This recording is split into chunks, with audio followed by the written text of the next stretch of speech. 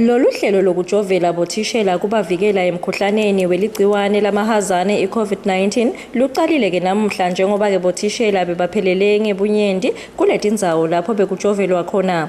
Ngekusho kwasikelela Dlamini long Secretary General kaSnat uvetile ukuthi lolu hlelo luqale kahle noma nje ekuseni tinombolo betitinyenti kakhulu.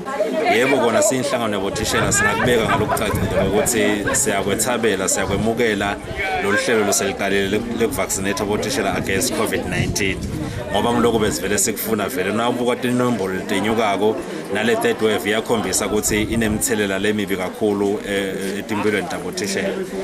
Kodwa ke ngalokufana nako siphinze sidlulise kudumala kwethu engcenye ngendlela lizinga lekujova noma lihlelo lekujova leliqale ngako lamuhla etindzaweni letinyenti eSalesian nasingabekisa sibekise University kwaLusene MDS naseMbabane Central nasenhlangano ngaletinye nje ke tindzawo livelonke kuphute kakhulu lokuqala kuletinye kuqala nyalo ngabo 12 emini kanti bothishela baphume ngetinombolo tabo.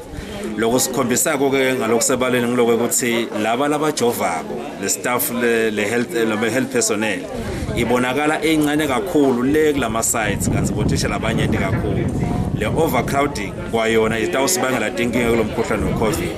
Kungaba kucela iMinister ka-Education ikhulumisane nebalingani bawo baka-health basengetele le personnel letawu administer lemjovo ukuze ukuthi bothishela bangahlali sikhathi lesidze endzaweni iyinye nekwethemba ukuthi leli viki lisachubeka letinombolo titabe titinengi letu letihengishako kulabothishela labajova. Dlamini uvetile ukuthi njengoba tikolwa kubheki ukuthi ke tivulwe ngemsombuluko bothishela kumele ke bachube tonke ke tincabekelwano imigomo nemithetho yekutiphephisa nekuphephisa ke labanye kulomkhuhlane njengoba lomjovo akusho ukuthi wekulapha.